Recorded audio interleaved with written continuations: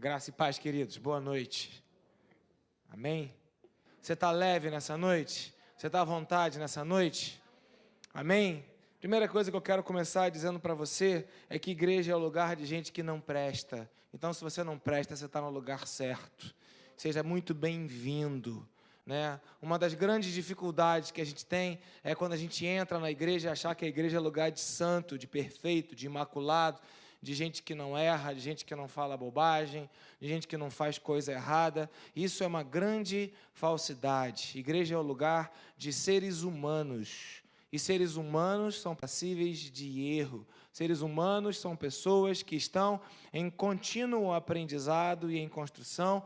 Os grandes filósofos que a gente conhece aí, eles apresentam os seres humanos ou o homem da pior maneira possível, e nós sabemos que eles não erram, né? Karl Marx fala que o homem não passa de um relacionamento. Se o homem não se relaciona, ele não é homem. Para que o homem seja, ele precisa viver em grupo, em comunidade, né? Aristóteles fala que o homem só é homem porque pensa. Então, a razão fundamental do ser é a racionalidade, né? E Jean-Paul Sartre fala que o homem é um ser egoísta, só pensa em si, e a gente vai falar aqui meia hora de uma série de pensadores que dizem que a gente não presta, e eles têm razão. Mas a Bíblia fala que Deus amou ao mundo de tal maneira que enviou o seu único Filho, Jesus Cristo, para que todo aquele que nele crê não morra, mas tenha a vida eterna. A vida eterna é uma segurança, é uma garantia que não tem a ver com a bondade, não tem a ver com a nossa natureza, não tem a ver com a capacidade que a gente tem de acertar. Pelo contrário, o amor do Senhor, como qualquer outro amor verdadeiro, não está conectado a um valor que a pessoa tem, está conectado àquilo que a pessoa é. Amamos a essência do ser e não a aparência ou aquilo que a outra pessoa faz para nós. Quando Jorge e Cátia estavam falando que eles, no início do casamento, brigavam e o Leandro queria fugir de casa porque não aguentavam mais a briga, eles venceram a briga e continuam se amando. Claro que você não vai entender que eles pararam de brigar, continuam brigando, até porque a idade chega e você sabe que mais velho se torna uma pessoa mais rabugenta, mais complicada, mais difícil, você sabe disso, você sabe, né? Especificamente você, então, sabe muito bem. A briga continua, mas há uma decisão de amar, e Jesus decidiu amar você do jeito que você é. Entenda você isso, aceite você isso ou não. De alguma maneira nós somos acusados pela nossa própria consciência, porque nós nos conhecemos, sabemos de que nós somos capazes de fazer e do que nós somos capazes de não fazer, e porque nós nos conhecemos, nós nos culpamos e nos sentimos indignos de ser amados. Mas Deus escolheu amar você. Deus escolheu morrer por você na cruz do Calvário, mas Ele também ressuscitou, e Ele apareceu para você, e Ele está querendo te dar provas de que Ele está aqui nessa noite para abençoar a sua vida. Amém, querido? Glória ao nome do Senhor Jesus. Livro de Mateus, capítulo 27, versículo 11, conta a história de Jesus, quando antes de ser crucificado, Ele estava junto de Pilatos, que era o governador. Mateus, capítulo 27, versículo de número 11. E o texto bíblico, então, conta a narrativa que antecedeu a crucificação de Jesus, e diz assim: Jesus foi posto diante do governador, e este lhe perguntou: você é o rei dos judeus? Respondeu-lhe Jesus: tu o dizes. Acusado pelos chefes dos sacerdotes e pelos líderes religiosos, ou pelos crentes da época, Jesus, ele, nada respondeu. Então Pilatos lhe perguntou: você não ouve a acusação que os crentes estão fazendo contra você? Mas Jesus não lhe respondeu nenhuma palavra, de modo que o governador ficou muito impressionado. Bom, a história continua no verso 15. Por ocasião da festa, era costume do governador soltar um prisioneiro, escolhido pela multidão. Eles tinham naquela ocasião um prisioneiro muito conhecido, chamado Bar-Abás. Bar-Abás. Bar, em hebraico, é filho, e Abá, em hebraico, é pai. Ele era filho de um pai. Quem era esse cara? Filho de um pai. Ninguém. Barrabás. Um Zé Ninguém na vida. Uma pessoa que tinha um nome que não o identificava. Muito bem, Barrabás. Pilatos, então, verso 17, perguntou à multidão que ali se havia reunido: qual destes vocês querem que solte? Barrabás ou Jesus, chamado Cristo? Porque Pilatos sabia que o haviam entregado por inveja. Estando Pilatos sentado no tribunal, sua mulher lhe enviou a seguinte mensagem, esta mensagem: não se envolva com esse inocente, porque hoje em sonho sofri muito por causa dele. Pilatos foi avisado pela mulher, aconselhado pela mulher. Mas, verso 20, os chefes dos sacerdotes e os líderes religiosos,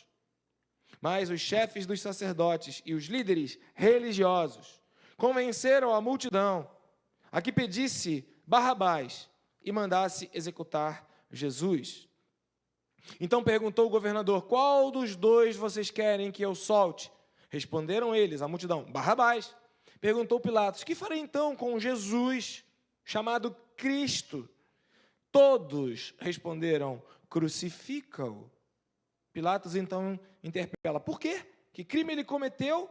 Perguntou Pilatos, mas eles gritavam ainda mais: crucifica-o. Quando Pilatos percebeu que não estava obtendo nenhum resultado, mas ao contrário, estava se iniciando um tumulto, mandou trazer água, lavou as mãos diante da multidão e disse: estou inocente do sangue desse homem. A responsabilidade é de vocês. Todo o povo respondeu: que o sangue dele caia sobre nós e sobre nossos filhos. Uau! Então, Pilatos soltou-lhes o filho de um homem e mandou aceitar Jesus, o Cristo, o Filho de Deus, o Rei dos Judeus, o Príncipe da Paz, e o entregou para ser crucificado. Amados, que texto forte, quando mostra aqui a escolha, a opção de gente que tem contato com as coisas de Deus, mas movido por inveja, movido por sentimentos que são sentimentos contrários, acabam alterando a vontade de Deus em uma vontade que agora já não é mais a vontade de Deus, mas é a vontade do homem. Quem era Barrabás? Barrabás era um camarada que é considerado um rebelde. Barrabás era um camarada que era considerado um revolucionário. Entendam, na época de Jesus Cristo, quando ele nasceu através de Virgem Maria, Jesus Cristo nasceu num período onde Israel estava vivendo um cativeiro, devido à expansão do Império Romano. Israel agora se tornou escravo de Roma. Os romanos dominavam aquela região e cobravam impostos dos judeus, ali dentro de Jerusalém. Então, o povo de Israel não gostava de ser dominado por os romanos. O povo de Israel não gostava da ideia de ser escravizado, subjugado por um povo mais forte. Eles queriam a libertação. E na Torá de Moisés, a lei, nos escritos antigos, estava prometido que o povo de Israel seria liberto. E então, eles estavam ansiosos, aguardando a vinda daquele que iria os libertar. E vários homens se levantaram e começavam revoltas, e rapidamente aquilo acabava e o Império Romano prevalecia. Eu estive lá em Israel e eu fui num buraco cavado no chão, que era o esconderijo de Bar Jesus, que era um homem, que era um revoltoso, que se tornou famoso na história de Israel, como alguém que tentou libertar o povo de Israel da escravidão do Império Romano. E lá tem um monumento que é um lugar se você for lá, você vai ver isso, um buraco no chão, é um buraco que tem túneis internos, e você entra, é meio claustrofóbico aquilo, e eu entrei, não sei se eu entraria hoje de novo, mas é apavorante, você vai se arrastando, você entra de frente, de barriga, é um buraco, sei lá, deve ter o quê? Uns 60, 70, no máximo, centímetros de diâmetro, e você passa esbarrando dos dois lados, e com a cabeça você vai andando feito uma minhoca, e ali dentro, de repente, abre uma sala, no meio, lá embaixo, que você desce. E ali se escondia esse revoltoso. Como Bar-Jesus, tinha Barrabás, que era pior, que não tinha nem o nome do pai dele no nome. Porque é comum para o povo de Israel colocar o nome do filho. Filho de Lúcio. Quem é o filho de Lúcio? Lucinho. Ora. Quem é o filho de Ângelo? Angelinha. E aí vai. Era assim que o povo de Israel dava nomes, para identificar a pessoa. Não tínhamos o Instituto Félix Pacheco, né, naquela ocasião. Então, ia sendo identificado através do seu pai, do seu avô, por isso a Bíblia fala de genealogia. E o que aconteceu? Quando Barrabás foi escolhido, significava dizer que o pessoal daquela época, que estava com raiva de ser escravo, estava com raiva da situação que estava vivendo, havia uma comoção social. Havia uma revolta no povo por causa do que o governo estava fazendo na vida deles. Qualquer semelhança não terá sido mera coincidência. O povo estava reclamando porque pagava muitos impostos. Qualquer semelhança não será mera coincidência. O povo estava reclamando dos governantes que os oprimiam. Qualquer semelhança não será mera coincidência. O povo estava reclamando porque Anás e Caifás eram corruptos e estavam dirigindo o templo. Quem deveria estar era João Batista, mas ele foi expulso, porque ele falava contra os líderes religiosos de Roma. E aí Anás e Caifás foram lá para liderar, mas era tudo muito falso. Ou seja, líderes religiosos, mentirosos, falsos, corruptos, e que o povo não os admitia como pessoas sérias, responsáveis. Qualquer semelhança não será mera coincidência. Hoje nós vivemos uma situação caótica, onde muitos não acreditam mais nas instituições religiosas, nem igreja evangélica, igreja católica, comunidade disso, comunidade daquilo, centro disso, centro daquilo, porque os homens estão desprestigiados. Hoje o governo oprime o seu povo com uma cobrança de impostos absurda. Eu não sei quantos meses a gente tem que trabalhar para pagar os impostos. Eu acho que são 6 meses. Sei lá, alguns dizem que é 4 meses, outros dizem que é 6. Eu sei que a gente paga imposto demais. E essa era a revolta do povo de Israel. E quando o povo de Israel, revoltado, queria uma solução, queria uma saída para essa opressão, se levantou Barrabás e ele numa passeata, numa manifestação, num ato contra aquela situação, ele agora enfrenta os romanos, tem uma briga, tem uma crise lá, e alguém morre, e ele é preso como assassino. Mas ele estava fazendo alguma coisa que todo mundo queria, que era a libertação. Então veja, quando o povo escolhe para libertar Barrabás, o que estava em jogo ali? Era a maneira pela qual o povo achava que deveria ser liberto. Jesus propunha uma liberdade do povo de Israel, dizendo, o meu reino não é deste mundo, o meu reino é dos céus. Jesus propunha uma liberdade dizendo, ame ao seu próximo, ame a Deus acima de todas as coisas, ame ao seu próximo como a ti mesmo. Barrabás ia para a pancada, Barrabás ia para o tapa, ia para o grito, ia para a briga. O povo preferiu o jeito humano e não o jeito de Deus. Qualquer semelhança não terá sido mera coincidência. Às vezes a maneira de Deus, ou a forma de Deus, ou o jeito de Deus, não satisfaz a nossa ânsia, não satisfaz a nossa fúria, não satisfaz aquilo que nós queremos resolver e resolver rápido. Foi por isso que soltaram Barrabás. Foi por isso que escolheram soltar ele, porque o povo queria uma solução, mas não aceitava a solução de Jesus.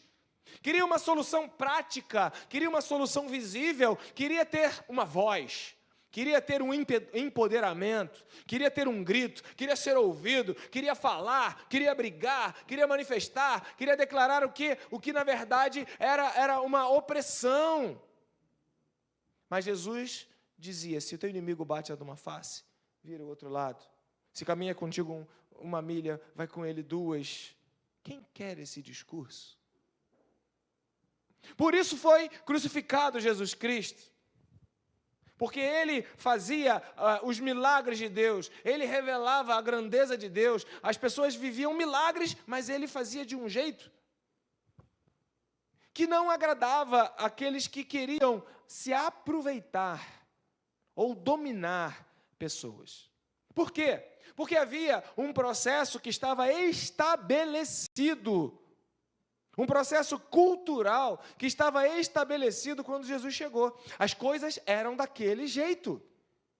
Nós temos um problema terrível, todos nós. Nós somos todos neuróticos. Pode falar para o seu irmão, sabe? Você é neurótico. Pode falar, você é neurótica, é sim. Nós queremos as coisas do nosso jeito. Queridos, eu vi um casal jovem brigando feio.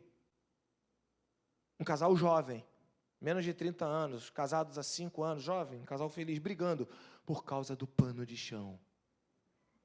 Isso é o quê? Isso é uma pessoa com uma espiritualidade emocionalmente saudável? Ele passa o pano de chão está sujo. E passa o pano de chão encardido no chão, suja mais. Ela não entende que tem pelo de cachorro, e eu estou passando o pano de chão para tirar o pelo do cachorro, e briga. Nós queremos as coisas do nosso jeito. As coisas mais insignificantes nós queremos do nosso jeito. E se não for do nosso jeito, a gente briga, sai no tapa, a gente quer pancadaria. Eu fiquei muito surpreso com o Fábio, uma pessoa que eu conheci nesses dias, e ele falou que lá em Recife, onde ele mora, há muita briga de torcida organizada, e ele tem uma ONG de assistência social, e o secretário de segurança do estado lá do Recife chamou ele e falou, olha, nos ajuda a acabar com a violência nos estados. Ele falou, como? Chama a polícia. Aí o secretário falou, já chamamos, não deu em nada. Bota o exército, já botamos, não deu em nada. Aí ele teve uma inspiração, porque o homem adora brigar, o homem adora sair no tapa. Né? Quem aqui é homem e tem irmão homem? Levanta a mão. Bem alto, bem alto. Quem aqui é homem, tem irmão homem e nunca brigou de tapa com seu irmão, pode abaixar a mão. A gente briga, irmãos. A gente sai no tapa. Irmã também. Saia no tapa. É cabelo para cá, é cabelo para lá, é chute para cá, é mordida para lá, é bate porta. Blá, blá, blá. Essa é a realidade. Nós gostamos de resolver as nossas coisas no tapa, mas esse camarada lá de Recife teve uma sacada muito espetacular. Ele falou, vamos chamar as mães de todos os líderes de torcida dos times. É esporte, é remo, Santa Cruz, isso aí, Náutico, obrigado. Ó, o pessoal aí, ó, tudo a terrinha, ó Deus, aleluia. Tudo importado lá de riba para cá para nós. Ixi. E Fábio falou com todas as mães, e agora identificou as mães e colocou as mães como o quê? Segurança da torcida. Qual é o filho que gosta de brigar na frente da mãe? Foi 80%, 70 e poucos por cento de diminuição na violência dentro dos estádios de futebol. Porque o homem, naturalmente, ele quer sair no tapa, ele quer brigar. Mas o formato de Deus, o formato do amor, ele chama a gente para um diálogo, para uma outra coisa. E quando colocou ali a mãe, que representa o amor de mãe, mãe, te amo, meu filho. Não quero ver você. O filho, não dá para brigar, não vai brigar hoje não, hoje não. 80, 70 e poucos por cento, isso é fato. Por causa das mães que estavam presentes nos estádios. Então veja, a nossa natureza é partir para o ataque, é brigar. Aí vem Jesus com uma ladainha de ler a Bíblia e orar e jejuar. E você aí, mas quem é que paga minhas contas? Eu vou é para o tapa, eu vou é para arrebentar, eu vou meter o pé na porta, eu vou resolver, Você está soltando o Barrabás. Captou? Você está soltando o Barrabás. Barrabás é o símbolo de toda a violência que está dentro de nós, sejamos homens ou mulheres.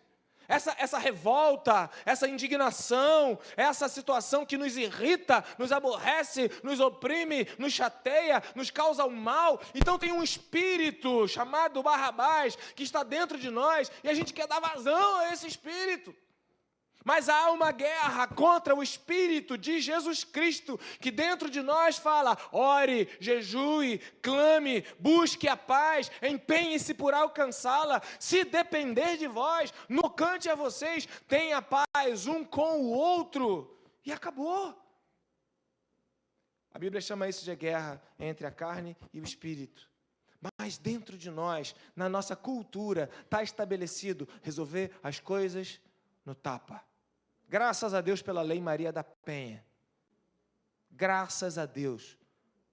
Porém, logo, logo, vamos ter que ter a lei também, Seu João. Não é Seu Carlos porque é da música, é Seu João. Porque o que tem de mulher forte aí, batendo em homem, queridos. Eu tenho uma dentro de casa. Eu não consigo crescer para cima da minha baixinha, não. Graças a Deus pela Lei Maria da Penha, porque parece que a violência, ela extrapola a lógica, a razão, o racional, e se parte para o ataque, se parte para a briga, se parte para a violência. Isso é demoníaco, isso é desumano, isso é maldade, isso é aquilo que a Bíblia chama de fruto da carne, reagir na raça, reagir na violência, perdeu o argumento, eu bato, taco, queimo, furo, ataco, dou tiro, chuto, mordo. Isso não é de Deus, isso é soltar Barrabás. Isso é uma coisa que é natural. Bater a porta na cara, Barrabás. Gritar, Barrabás. Dar ataque, Barrabás. E aí vai. E a gente vai soltando esse inimigo, ao invés de liberar da nossa própria vida Jesus Cristo, o amor, a paz, a misericórdia. Agora, você tem o poder de soltar Jesus Cristo na sua vida. A Bíblia diz que se você confessar a Jesus Cristo como seu Senhor, confessar a Jesus Cristo como Senhor é fazer do jeito dele, é fazer da maneira dele. Mas ter ficado em prejuízo, eu estou fora. Faria a pouco meu pirão primeiro. Eu, hein? Esse negócio de crente, isso é tudo trouxa. O jeito de Jesus está ao seu alcance. A Bíblia então declara: feliz é a nação cujo Deus é o Senhor. Então, crente não vai orar para o líder da Coreia do Norte mandar um míssil lá para Brasília. Crente não ora assim. Amém. Amém, queridos? Eu creio. Crente não vai definir seu voto porque o cara vai matar, vai destruir, vai acabar com tudo. Não, crente não pensa assim. Crente ora. Coloca a sua vida diante de Deus e sabe que a solução não está no político A, B, C ou D. Por isso que nós somos aqui sem nenhuma linha partidária, nenhuma. O nosso partido é Jesus Cristo. Ele é o nosso Senhor. Nós não somos deste mundo, pertencemos ao mundo sobrenatural do reino de Deus. E a Bíblia diz que aos seus anjos Deus dará ordem a teu respeito para que te guardem. Confesse a Jesus Cristo. Confesse a segurança de Jesus Cristo. Não solte Barrabás. Não faça do seu jeito. Isso é natural, está entranhado dentro de nós, está entranhado na cultura, e a gente é cheio de mania, e tem dificuldade de mudar o jeito que nós somos. Existe um livro, eu dou aula com base nele, do Justo Gonzalez, que chama-se Cultura e Evangelho, uma boa sugestão de leitura para você. É um livro fininho, de 200 páginas, ele é um autor cubano, que fala sobre as divergências, as diferenças culturais entre as sociedades. E esse Justo Gonzalez, ele fala que há alguns elementos na cultura de aspecto interno e há elementos de aspecto externo. E eu quero só apenas falar duas características dos elementos da cultura que têm a ver com aquilo que é interno. Interno ao ser, está dentro de nós. Nós somos fruto da cultura que nos foi imposta. Você nasce e, às vezes, o pai nem deixa o filho ter direito de escolher o seu time de futebol. Tem que ser vascaíno. Isso é opressão. E a gente vai passando, vai transmitindo a cultura de pai para filho, vai passando, vai transmitindo a cultura. E aí a neurose do meu pai vem para mim. Eu amplifico, eu potencializo, eu intensifico. E aí a coisa vai se tornando uma coisa gigantesca, e parece que é desse jeito. Porém, a cultura que tem esse elemento interno, ela se manifesta a partir de nós através da linguagem. A expressão daquilo que nós somos é através da linguagem. A linguagem pode ser verbal, ou a linguagem pode ser não verbal, pode ser física, através de gestos, gestual. Mas nós revelamos aquilo que existe dentro de nós, através, em sua maior parte, através da linguagem. Pode perceber. A Bíblia diz que a boca fala daquilo que o coração está cheio. Pode perceber. Ninguém consegue mentir muito tempo para muitas pessoas. Ninguém consegue manter uma tese muito tempo. Porque nós falamos aquilo que nós acreditamos, aquilo que está dentro de nós. Eu assisto aquele seriado do aeroporto e o camarada vai lá e faz a pergunta, a mesma pergunta, 3 ou 4 vezes. E o camarada que mentiu, ele se perde, responde outra coisa. Porque a verdade, ela é de Deus para qualquer pessoa, seja ela de dentro da igreja ou de fora da igreja. Mas nós, culturalmente, queremos colocar para fora aquilo que nós aprendemos. E mentir é uma coisa natural, normal, todo mundo faz, e você usa isso para se defender, como se a mentira defendesse alguém. E aí você vai expressando, através da sua linguagem, aquilo que você tem na cultura, que é mentira. E existiu um anúncio na década de 80, do Gerson, que foi talvez a maior tragédia do povo brasileiro, quando ele propõe que o brasileiro gosta de levar vantagem em tudo. Isso serve para a vaga do carro, no shopping, quando alguém te vê, joga na frente. Isso serve para a fila do ônibus de manhã, 5 da manhã, quando você está lá na fila, vem uns espertinhos e fura. Isso serve para entrar no metrô, sempre alguém vai querer. Isso serve para os irmãos. Quando tem os bifes, o cara vai lá e pega o maior e deixa o menor para o irmão. Quer levar vantagem em tudo. Está dentro de nós.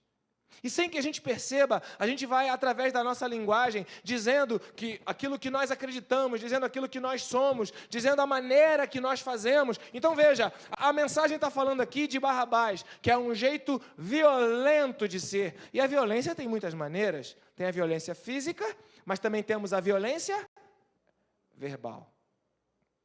Xingar o outro é uma violência verbal. Agredir ao outro com palavras é uma violência verbal. Ofender os outros com uma palavra ofensiva é uma violência verbal. Xingar, palavrão. Palavrão é a encarnação da violência verbal.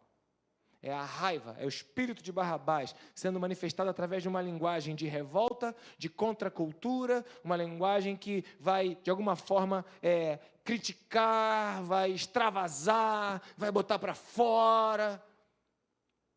É uma violência. É uma construção cultural, mas é uma violência.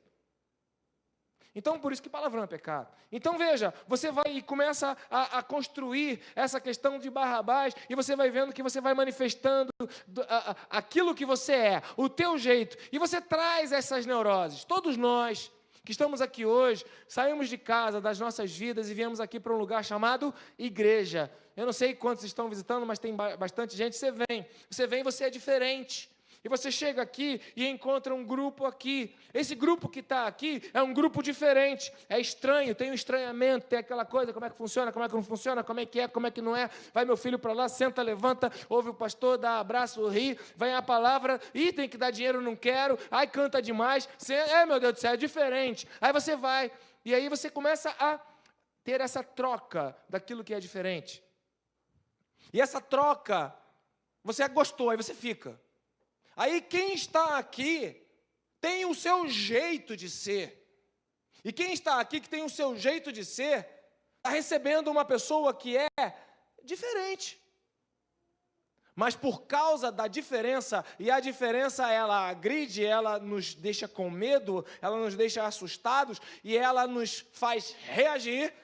Há muita violência verbal dentro da igreja, muita violência gestual dentro da igreja, e tem muita gente que chega dentro da igreja e encontra um povo, e quando, seja bem-vindo, aí o irmão fala, seja bem-vinda.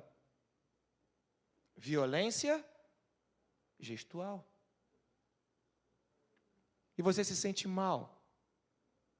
Aí você vem para a igreja arrebentado, destruída, Você não presta. Já é um absurdo chegar até na igreja, porque te contaram que a igreja era um lugar que só gente santa está lá. E você acreditou.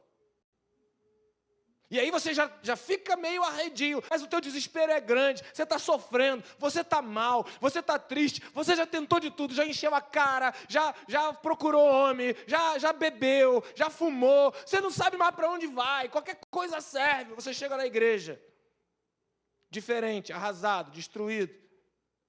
E quem está aqui olha para você e começa a falar, diferente, pecador. A pessoa que chega, espera que o povo de Deus, os que estão na igreja, ajam como Jesus agia, mas a igreja age com violência, como Barrabás. Aí o cara não aguenta ficar na igreja.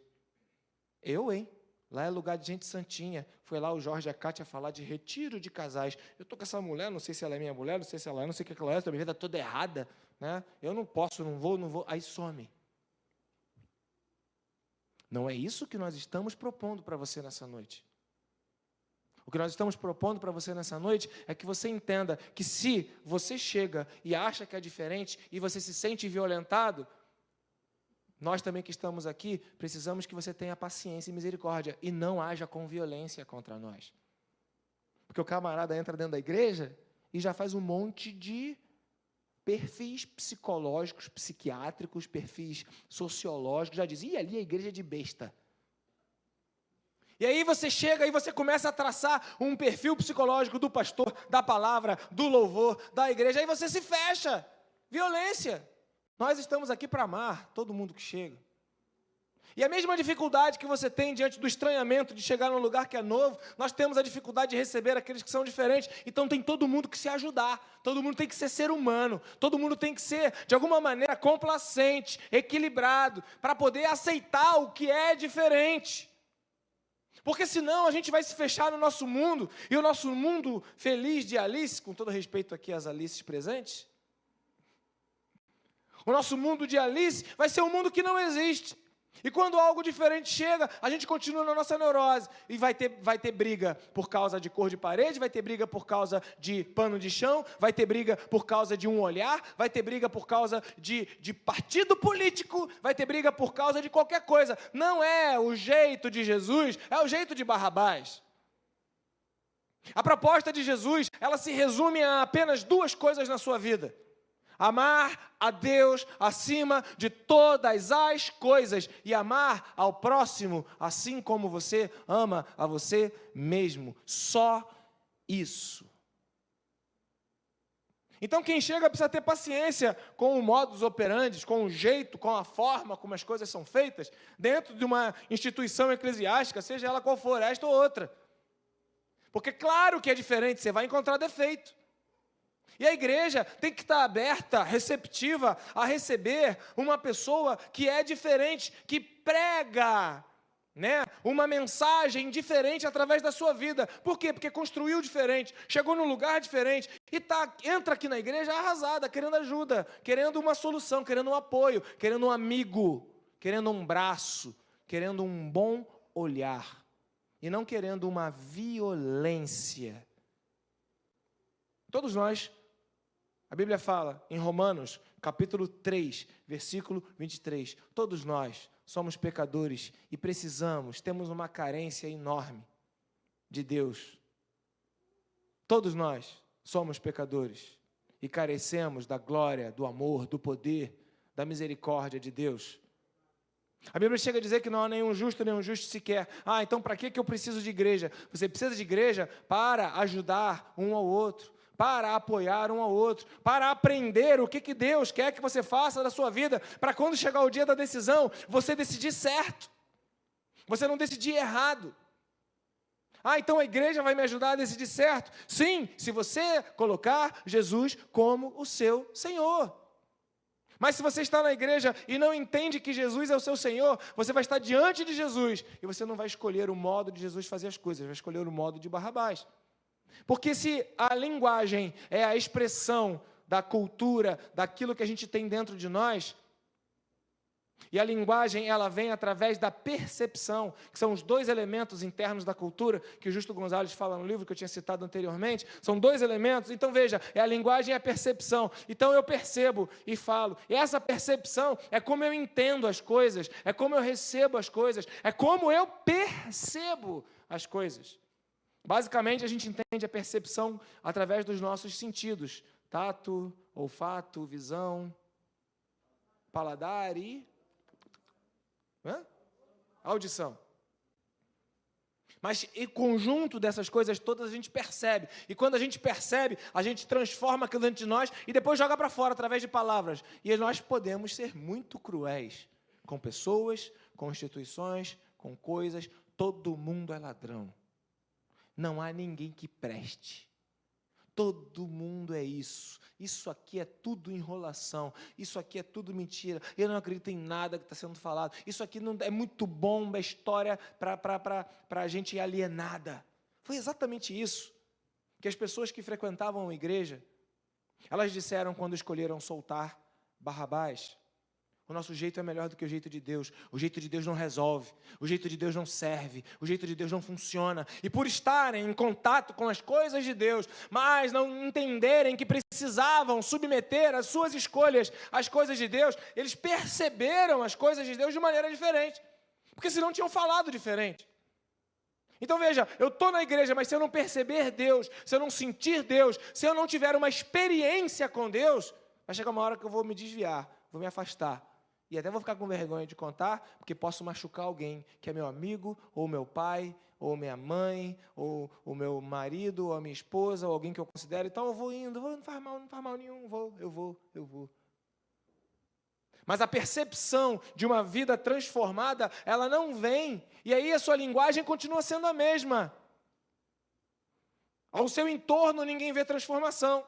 Ao seu entorno ninguém vê que você melhorou. Ao seu entorno ninguém vê que agora você chorava, não chora mais. Você reclamava, você não reclama mais. Você era feio, agora é bonito. Você antigamente agia de uma maneira, agora você age de outra. Não, todo mundo continua vendo violência.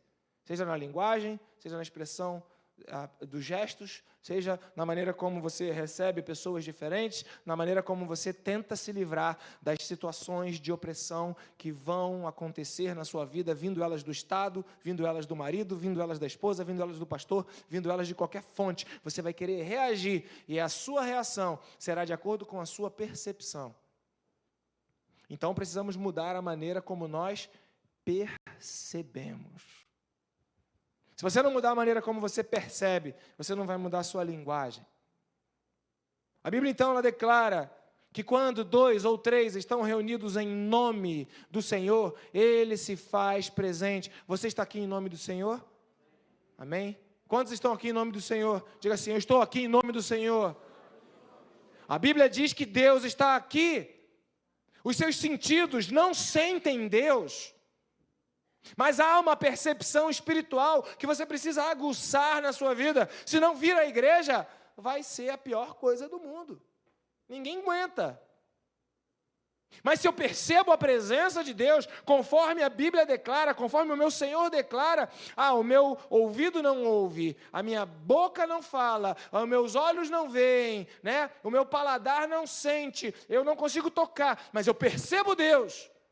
Então eu quero ir para a igreja, eu quero ouvir as coisas de Deus, eu quero conhecer isso, eu tenho curiosidade, eu me interesso, eu vou participar do estudo bíblico de manhã, eu vou participar do estudo bíblico à tarde, eu vou em viagem missionária, eu quero me aliançar com esse grupo, eu quero fazer parte desse povo. Que isso? Eu quero entrar de cabeça nesse processo. Mas se eu não percebo Deus, eu vivo uma religião que quando chegar a hora da minha decisão, eu vou escolher fazer as coisas não do jeito de Deus.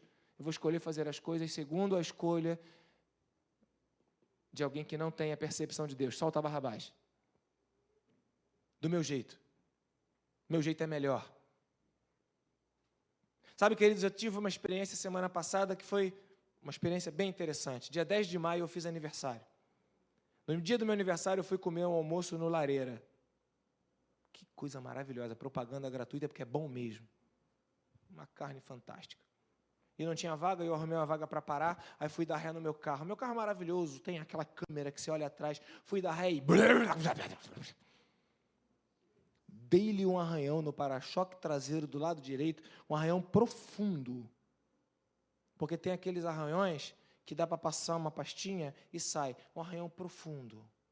Aquele não sairia, só com pintura. Calma. Isso não vai me alterar. Isso não vai me abalar. E fui comer minha carne feliz e realmente não fiz do meu jeito. O meu jeito... Pergunta para a Giovana ou para a Drica que elas vão contar para vocês. Não fiz do meu jeito. Passou. E aí, domingo, antes de vir para cá, para a igreja, semana passada, né, eu fui manobrar lá no meu prédio, uma garagem boa e tudo mais, mas tem um mau hábito de, quando vai uma visita, eles usam algumas vagas disponíveis e botam carros. E deixaram para mim uma passagem que o meu carro passava com 2 dedos de cada lado. Na frente, irmãos, eu fui feito uma... feliz, numa boa, dirijo bem, aprendi a dirigir, manobrando, dirijo há muitos anos, um espetáculo. Na volta, entrei no carro, conversa vai, conversa vem, fui dar ré, esqueci. 2 em uma semana. E aí, queridos, eu dei aquela respirada antes de vir para o culto. Aí eu falei, não vou me estressar. Não vou fazer do meu jeito. Mas eu tinha anunciado o carro. Eu tinha colocado o carro e tinha um rapaz que estava interessado em comprar. Ele pediu foto, eu mandei foto. O carro não tinha nada daquilo. O carro era 2 dias depois o carro era outro. E não tinha nada daquilo, eu falei, meu Deus, e o comprador interessado, e eu comprei o carro com uma perspectiva de usar um período, me divertir, e depois dar outro fim, outro destino, dinheiro, eu queria vender. E aí viajei com o carro para o congresso, e fui mostrar o carro para o camarada, ele foi lá me encontrar, ele saiu de Campinas, eu estava em Águas de Lindóia, eu saí do Rio, fui para Águas de Lindóia no congresso, depois do almoço eu desci, ele olhou, tá batido aqui, né, pastor? O senhor falou que eu não tinha batido. Eu falei, querido, foi um erro, eu vacilei. Pastor, tem esse arranhão aqui, pastor. O senhor falou que não tinha. Eu falei, meu filho, isso aí foi no dia do meu aniversário, foi mal. Pastor, mas eu gostei mesmo assim, eu vou mandar pintar. E comprou o carro.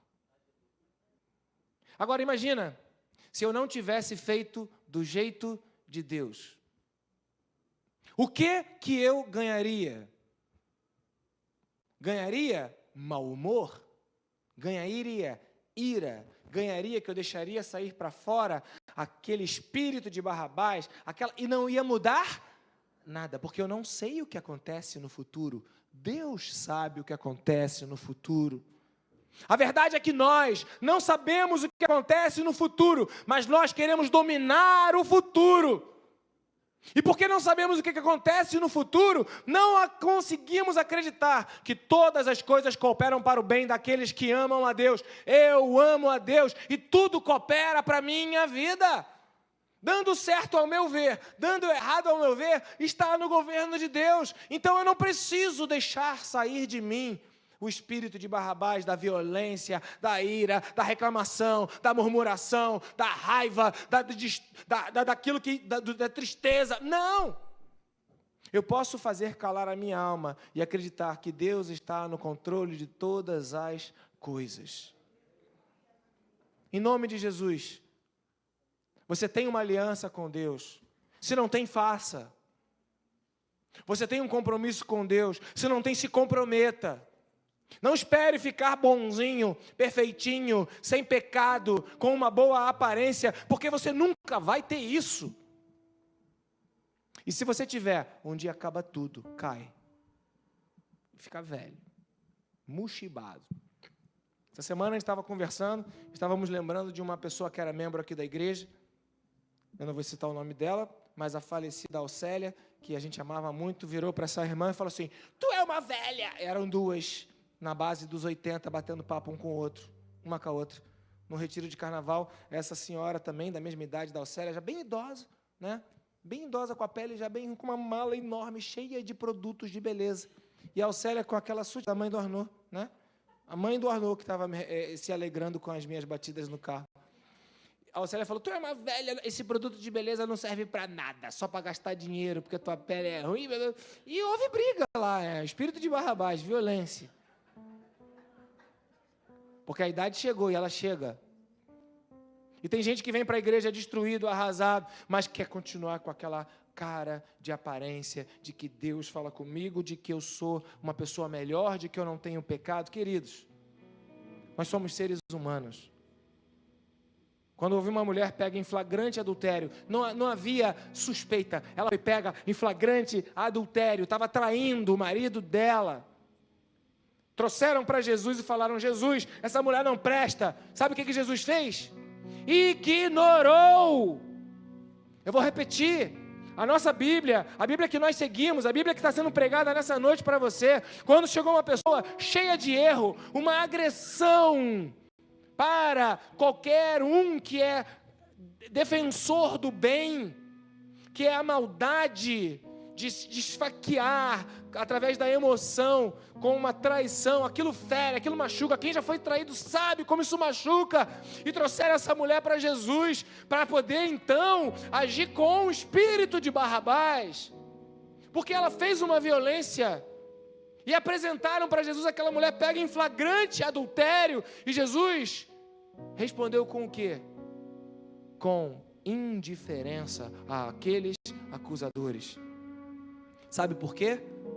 Porque Jesus não te condena quando você peca. O que Jesus fala é, vai, minha filha, não peques de novo. Igreja é um lugar de oportunidade de vida. Igreja é um lugar de transformação de vida. Igreja não é um lugar de gente perfeita, mas de gente que quer chegar à perfeição, que quer melhorar, gente que quer se livrar. Por isso a Bíblia fala, não que eu tenha alcançado, mas prossigo para o alvo. Igreja é lugar de mudar a natureza, porque mudando a natureza, você vai mudar a tua linguagem. Então como é que eu mudo a natureza? Mudando a minha percepção. E como é que eu mudo a minha percepção? Através do que você está fazendo aqui hoje, frequentando um ambiente como esse, onde a palavra de Deus está sendo liberada, onde Deus está presente, onde o Espírito de Deus age de maneira invisível e poderosa, e você se sente bem e não sabe por quê, e você sai melhor e não sabe por quê, e aí vem, por isso que foi difícil eu chegar aqui, porque agora eu cheguei e eu estou me sentindo bem melhor. Então não desista de você. Aqui ninguém te acusa. E se alguém te acusar, não é pela orientação do pastor da igreja, que sou eu, nem do pastor Lúcio, que é pastor da igreja também. Não é. Ninguém tem direito de te fazer violência. Sabe por quê? Porque aqui é lugar de restauração de vaso quebrado. Aqui não é lugar de acusar pessoas. Nós não somos melhores. Nós somos iguais. O que muda dentro de nós é a maneira como nós percebemos a vida. Então a Bíblia fala, se teus olhos forem bons, se a tua percepção for boa, você vai mudar. Tudo em ti será bom. É isso que Jesus falou. Mude a maneira como você percebe, mude a sua percepção. Então ao invés de você chegar na igreja, ou você que está aqui, ficar acusando, culpando, achando que é diferente, tenha uma percepção fundamentada no Espírito de Jesus Cristo, e é única e exclusivamente o Espírito do amor.